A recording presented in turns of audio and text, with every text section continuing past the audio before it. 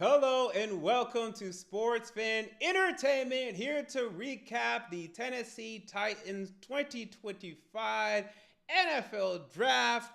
First, let me apologize because I said I was going to be able to go live after the majority of our big picks, but I had some personal stuff that I had go on, so unfortunately I was still able to follow the draft, but I wasn't able to go live afterwards. But now we can go ahead and recap the draft, what happened in this draft that we can say I think a lot of people are pretty damn happy about. I think a lot of people are excited about this draft, and I think deservedly so. I think Mike Borgonzi and the team did well, most likely, because some of these picks are potential picks, are project picks, and if they don't work out, it'll be unfortunate.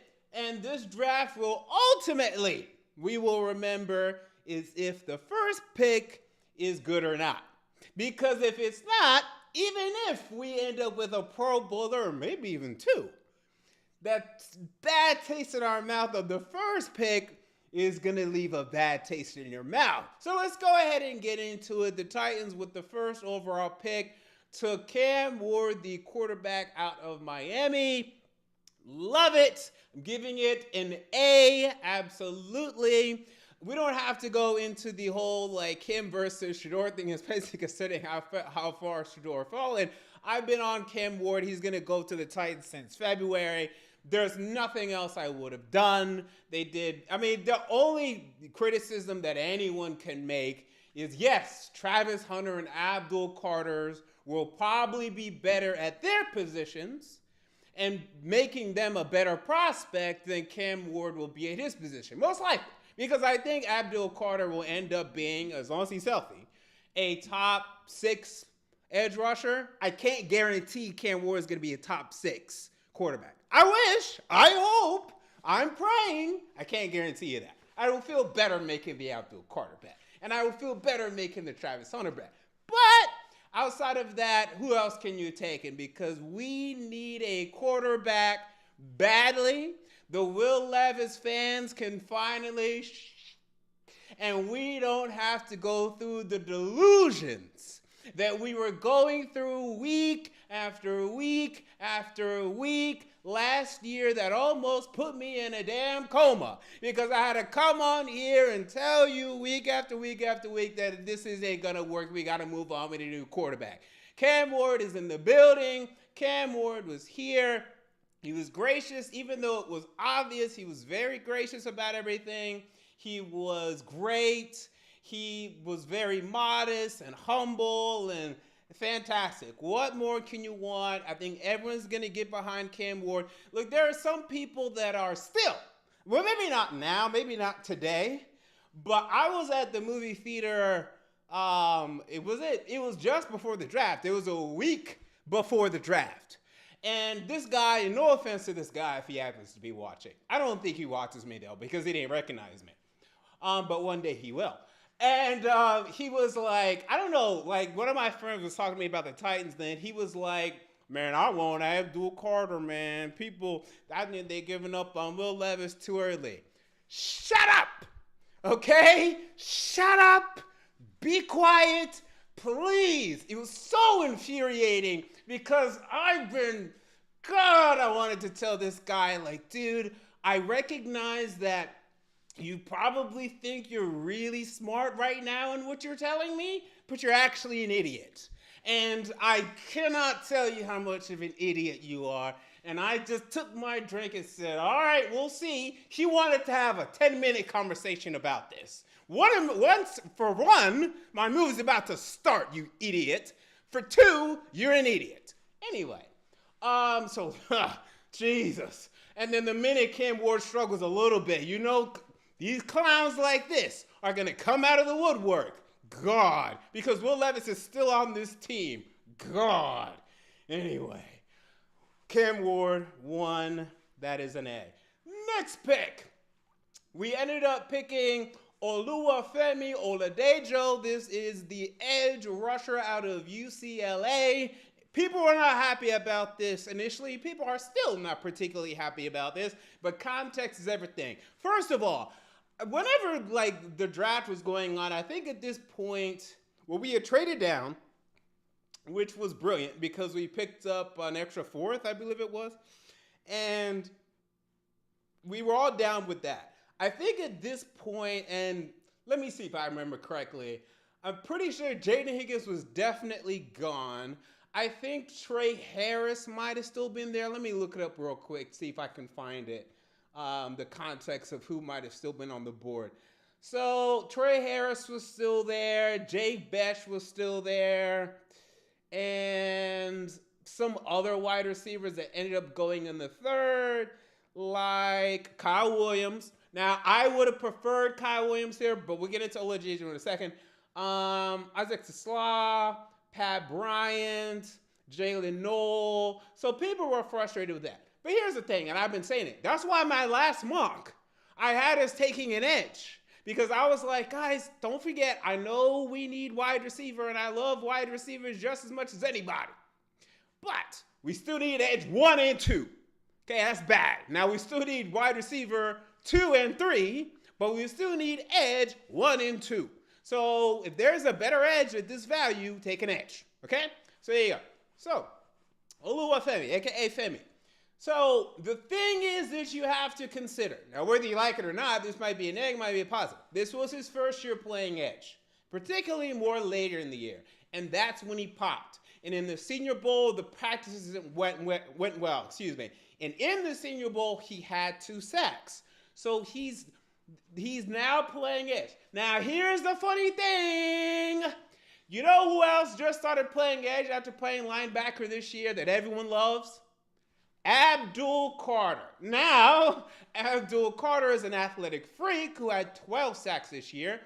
Oladejo had 4.5, and again, he played edge much later in the year. So I'm not saying it's Abdul Carter. But what I'm saying is, this is something that happens. Someone plays linebacker, then moves to edge, and then they're a more natural fit at that position for the size that he has at 6'3", 250. Okay, so he's going to have to refine his game because he's not a pass rusher at this point, but there's a natural talent there that he has. So now it's your job to excavate that. So I like the potential here.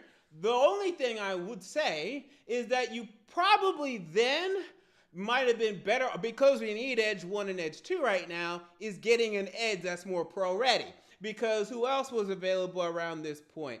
So Mike Green had the whole sexual assault stuff going on, so I 100% understand not taking him. Nick Skelton went just before this pick, unfortunately. I wanted Donovan Ezaraku, who I put in my last mock. He was already gone as well. You could get Aston Jaloit. Landon Jackson was there. I know he ended up going in the 3rd round at 72. I think if you take Landon Jackson at 52, less people complain. I think if you take Landon Jackson at 52, less people complain. I think if you take Princely, Milan, I think less people complain. So I'm cool with it. I'm going to give it right now. In fact, let me remember what my grade was, because I actually don't remember what I said. Okay, B- is what I said, just because I would have preferred someone a little bit more priority, but there is potential here.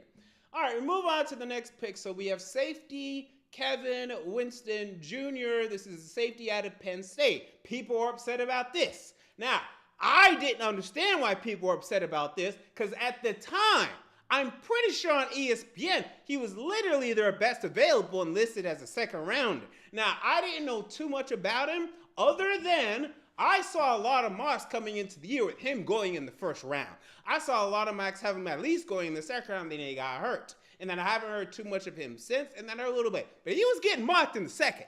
So I knew that. I hadn't watched tape on him yet, but I knew that. And I've watched Penn State, but I was normally just paying attention to the offense, and then he was hurt this year. So, and then I didn't watch much of Penn State in 2023. There was really no reason to. So, I knew that, and I was like, okay, I like the pick just in terms of value. Everyone's telling me he's value, then let me go watch the tape. Let me tell you, his 2023 tape was, oh my God, it was really good. And you can see the potential that he has. You can see why teams like him. 6'1.5", 215, so good size. Able to cover tight ends brilliantly. Able to be physical against the run. He has some mental things he's got to figure out, but again, he didn't play this last year. Probably this last year, he figured some of those things out. He's able to get a little bit better, and you feel safer about that. But you see the physical traits there, and he played really well. So I really recommend you go watch the tape there. The only thing that sucks is he did tear his ACL, so he should be back by camp at least. I would be surprised if he's not, but at least by the start of the season. I think this is a Jeffrey Simmons type pick, but this wasn't in the first round. This is in the third. This is a pick for the future. They were saying this is our future starting safety, and I see no reason why he shouldn't be. And he looks like he could be a Pro Bowl caliber safety. I give this a B+ only because he did get injured, and that last year he got injured. That was when he was really supposed to start, because even though the 2023 tape was good, he didn't start most of the games. He played about 430 snaps. So I needed to see a full season of tape on him, and I didn't see that. So that's why I can only go B+ there. Fourth round, we get Chimere DK. This is the wide receiver out of Florida. Now this is where I raise my eyebrow, and even I started to worry a little bit. Here's the deal. Speedster, okay? 4'4", 40, or no, what is it, 4'3"? I think maybe even broke 4'3", 40. Let me look it up again. It was either 4'3", was it 4'3", 4'4"? Let me look it up just to make sure again. Chimere DK, 40-yard dash. He might have gotten like 4.34 unofficial. No, it was at the combine. It was 4.34. Yeah, 4.34 40. Speedster. Great. But here's the problem. Now, in context, at this point, we have better wide receivers on the board, more complete wide receivers on the board. And while I agree, we could use a Khalif Raymond, because that's really what you're looking at here, who can just run the deep route for us. The occasional deep route, Tannehill's going to hit you for a touchdown. Cool. That's all you do. Maybe you do a little special teams. But otherwise, Khalif Raymond, you ain't going to do much for us. Because Khalif Raymond in that, let's say, best year was maybe 2020, let's see, or 2021. Let's see how many yards he ended up getting for us. By the way, he did well for Detroit, actually, was it last year. But the year he did really well for us, he only had 187. But he had a couple in the postseason as well. And then for Detroit, he had 500, 600. That's what Chimere DK is going to be to me. He's never going to be a 1,000-yard receiver. He's just going to go on the field, run a go route,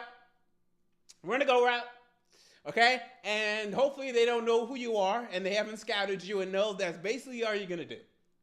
Maybe he's going to round out his game. Maybe he can. Up to this point, he hasn't been doing it. He had more drops. He had 17 drops in his career. He had more drops than touchdowns, which isn't that big of a deal, actually, but he had way more drops than touchdowns. He had 17 drops, like 11 touchdowns.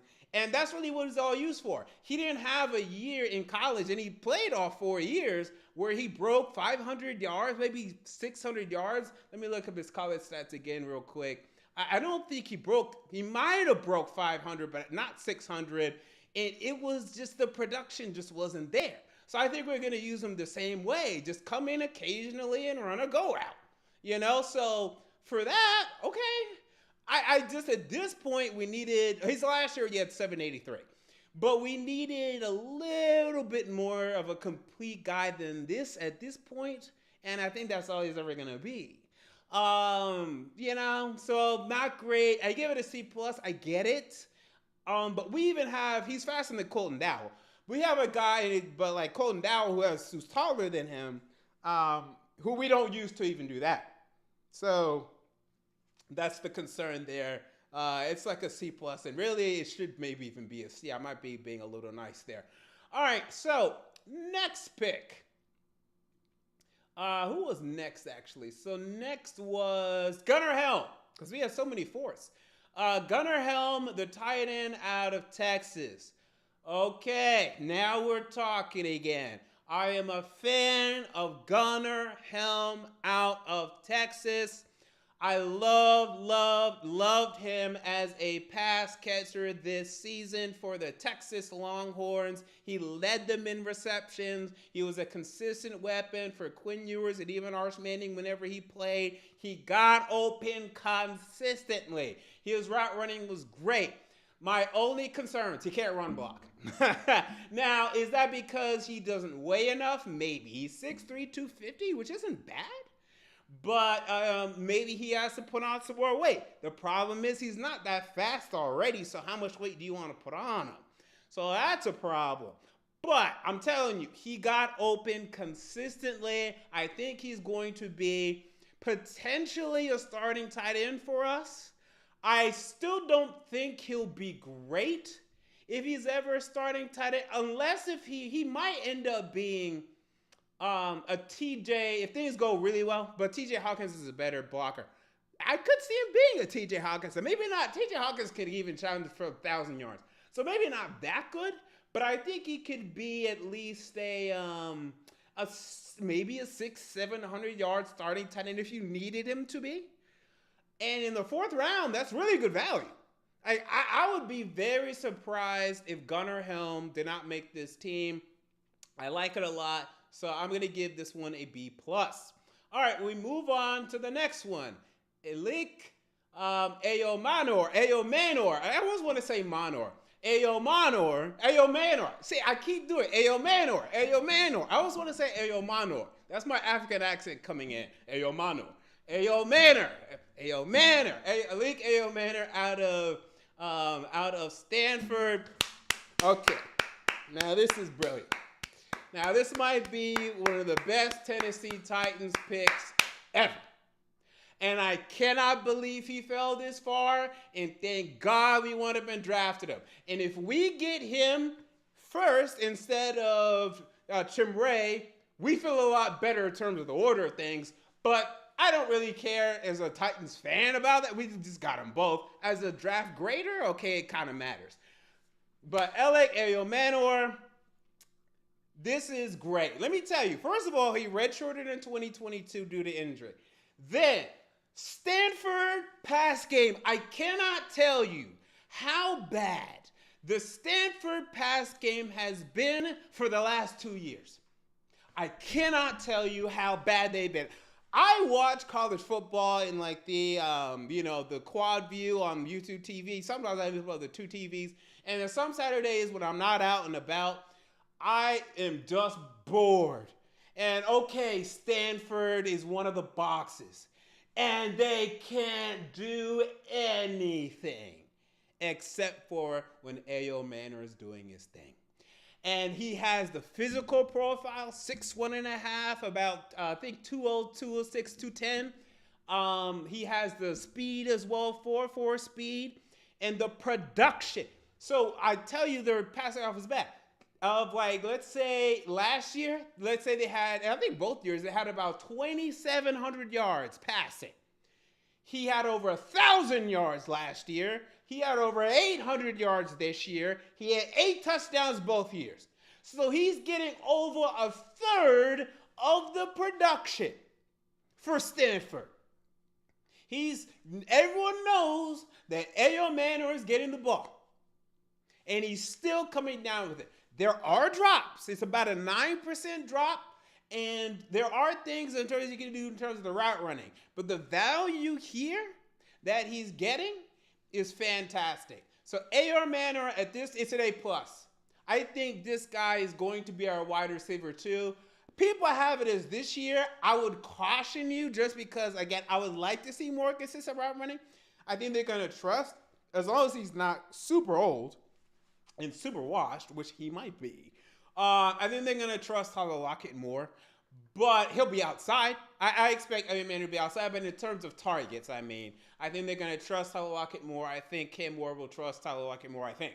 But we'll see on that. And by the way, remember that Cam Ward's a guy that likes to use the seams a lot. So keep that in mind. But I think eventually next year, he should be a wide receiver too. I expect that, depending on what we do at Ridley and how everything goes with that, I think he's going to develop a bit. So I see people going a little crazy already saying, oh, he's going to be Rookie of the Year candidate. Well, first of all, Cam Ward's winning Rookie of the Year unless they give Aston Gentry 350 carries. It's going to go to Cam Ward, so I don't want to hear it. But he can get a nice little 500-600 yards, and then we'll build on that, okay? But it's great for a fourth-round wide receiver. So that's it for Ayomanor. All right, next. We move to the fifth round. We take guard Jackson Slater out of Sacramento State. So I'm going to go, well, I don't want to study Sacramento State. So I'm just going to go off of what people told me in the little tape that I've watched. The height necessarily isn't there. He's like 6'3", but a good weight at like 311 pounds. And the athleticism, though, is there with him. So I liked seeing that. And he can play center. He can play guard. We needed another interior lineman, and he can learn that. He played left guard, not right guard, and we will probably need a right guard next year when Kevin Zeitler probably retires. And Skoronski, he better not be so bad to where I think we have to replace him. Oh, and that also goes for you, Cushenberry. You guys should not be so bad next year that I want to replace you. So let's take this year to teach him a little right guard so that way he takes over Kevin Zeitler. Okay. I like it. I'm going to give it B+. Can't go A or anything because I just don't know that much about him. But everything I see, we need a position is good. All right, so next we take cornerback Marcus Harris out of Cal. This is a guy that played FCS before Cal this year. And a little undersized, only about like 189, 190, 5'11". But he has some decent speed. A guy that's able to be pretty rangy. Not with this size, I worry about his tackling. This is the 6th round, though. And my thing is, guys, when we get to the 6th and the 7th round, I'm not going to sit here and overanalyze it because I don't really care. Well, one. And then two, does it really matter? I hope it does. I hope we get some steals here. So there are concerns here in terms of he misses some tackles. He's a little wild. But if he's a special teams ace that we got in the 6th round, which athletically he should be, that's a good 6th round pick. I give it a B. If he ends up starting or doing something, cool. But he's only supposed to be, if you're taking a quarterback in the 6th round, he's only supposed to be your cornerback 5. Really? He should never see the field. That's special teams range, so I don't care. I see some people giving this a C or a D. Guys, it's a 6th round pick. If they're not drafting me, I don't know how you give this a D. It's the 6th round. So I give that a B. And then Kalel Mullings, the running back out of Michigan. We took him here. Now, I don't know why. I honestly don't know why everyone was so fascinated in getting another running back. I just don't get it. Ideally, they never see the field.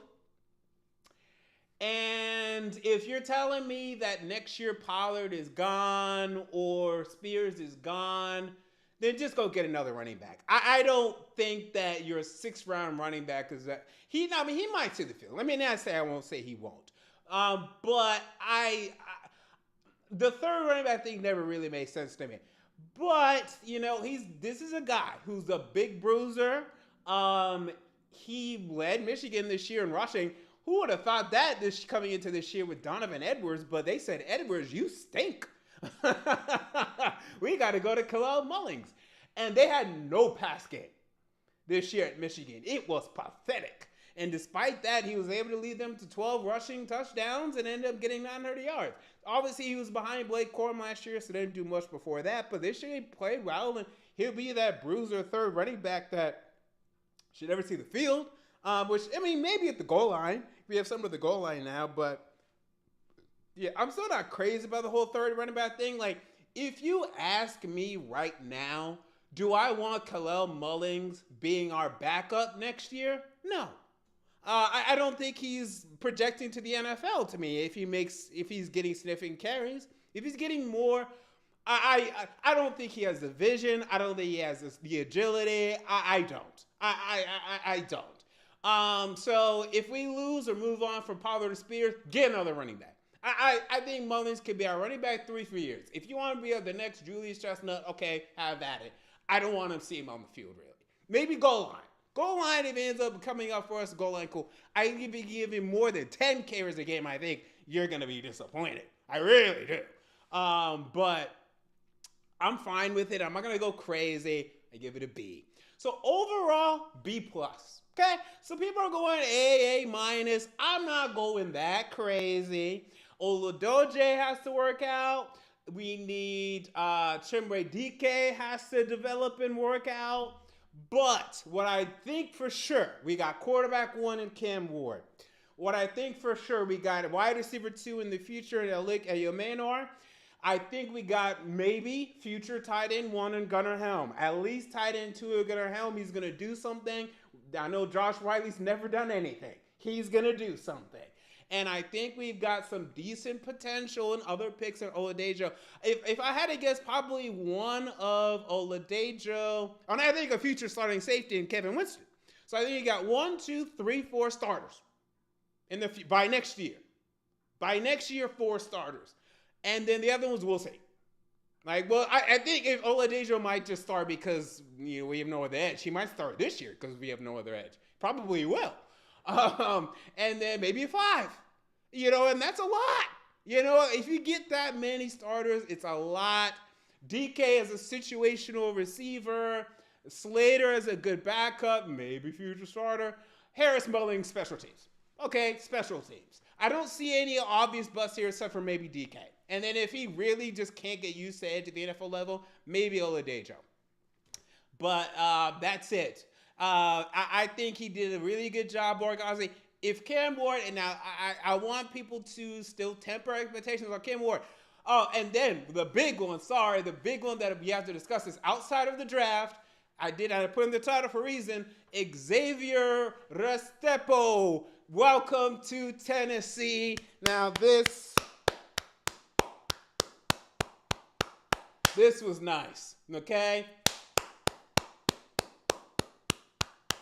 This was nice to get Xavier Restrepo, the wide receiver out of Miami. By the way, the most prolific wide receiver in Miami Hurricane history over Andre Johnson, for God's sake.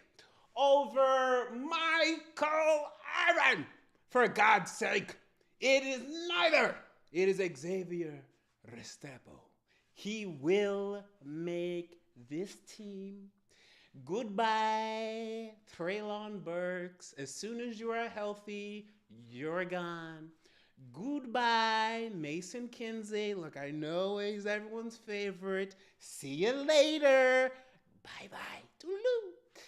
Bryce Oliver, look out. Jaquan Jackson, I didn't hate you as much as everyone else. I'll still give you a chance. But as a special teams returner. But this guy's going to make the team. People are already saying wide receiver 3? No. Tyler Lockett is going to get more, as long as he's healthy. He's going to get more targets than Restrepo, and Aliou Manor sure too. But just as a nice rapport, and then we'll see what we can get out of him. But I think legitimately he could be a nice 700-yard slot wide receiver every year. I really do believe that. So you're talking about Elic Ayomanor and Restrepo could be 2 and 3 moving forward. People are already slotting it this year. No, they're gonna trust. They might even trust Van Jefferson, by the way. That's how these head coaches work, and deservedly so. Now, hopefully by year's end, those rookies come along and they're ready to go. But look, guys, we've been through this enough. I don't know why we have to go through this again, but I will gladly remind you, even A.J. Brown was not starting week 1. They're not going to start week 1. Okay? I'm sorry. Don't even get me started on Kendall Wright, Justin Hunter. I think there's Kenny Britt. Don't even get me started. If you're expecting these guys to start week 1, you're playing yourself. Okay? It's not going to happen. It's going to be probably, still, it'll be Ridley, Lockett, Jefferson. Even though I hate Van Jefferson, I think they'll just trust him because he's a veteran. And then eventually Aliou Manor and Restrepo will come and beat him out, and then that'll be the end of that. Goodbye, Van Jefferson. Finally, let the door kick you out of the NFL because you've been scamming teams for the last, how many years? 6? 5? It's ridiculous how Van Jefferson keeps scamming the NFL. But he's going to scam again because I promise you, he's going to be on that initial depth chart. He's going to be wide receiver 3. I promise you he's going to be wide receiver 3. So, we'll see. But yeah, overall, love that. And with that, I still give it a B+ because he wasn't drafted. But that really helps add a nice little sprinkle and a cherry on top to the draft to get Xavier Restrepo. Because let me tell you, he's faster than that 4.840. He ain't getting 1,000. First of all, he got 1,000 yards last year with Tyler Van Dyke. Okay, so he's obviously, and he did it again with Cam Ward. Everyone knew who the Hurricanes were throwing to. You're throwing to either Restrepo, you might be throwing to Arroyo. Last year, you're throwing to Restrepo. Tyler Van Dyke was so up and down, that now he's out of there. Okay, this guy can produce. He produced, and he's gonna produce again in the NFL. This guy's gonna make the team. He's gonna be an impact player for the Tennessee Titans, and that's a nice cherry on top. So, with all that said, that's going to do it for me. There were no super chats tonight, unfortunately. But if you ever have a super chat you want your comment read, please give a super chat. What are your thoughts on the Tennessee Titans draft, their 2025 NFL draft? Were you as happy as I was with it? Were you happy or were you disappointed for some reason? Let me know down in the comments below. Until next time, this has been MJ of Sports Fan Entertainment, and I'm out. See you all later.